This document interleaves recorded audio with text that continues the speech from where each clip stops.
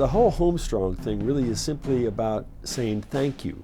And what I say as a human being and as an American is that we don't do enough for them. When we send somebody to Afghanistan for a year, their life changes, their mind changes, their thought process changes, their families change, their children change, and we're putting them in harm's way.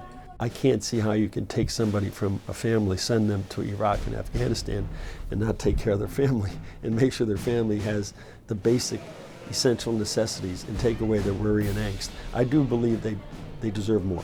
And so when I lay my head down on the pillow every night, I think about that. Thank you so much, Mr. Riley. Great holiday. Okay, great day. Happy holidays. God bless all of you. God bless you. Homestrong is simply, something that the Miami Heat do to say thank you, to recognize them, bring them to the game, sit down and talk with them and their families, sit behind the bench, meet the players, give their kids bags of Heat paraphernalia, whatever it is, give them a remembrance and just the moment.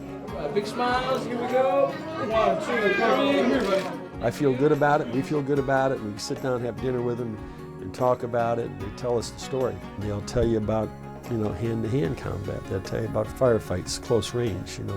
They'll talk about knocking down doors and going in and cleaning out, houses to clear the insurgents. And you talk about the camaraderie and about how much they care about each other, and the things that go on over there and what they have to do and how they have each other's backs. It's a dangerous, dangerous, dangerous job, and for us to take it for granted and not to open up our arms to them a little bit more is we're just not doing our service if we don't do that.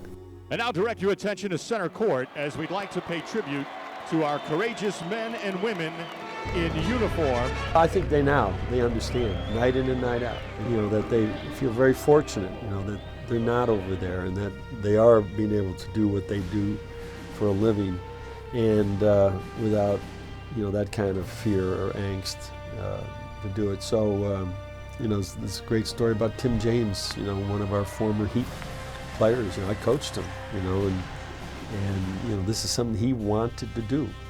He wanted to go over there, and he wanted to serve his country. And the stories that we hear back from Tim, or the emails that we get from Tim, is that this guy is just an incredibly, brave, courageous man.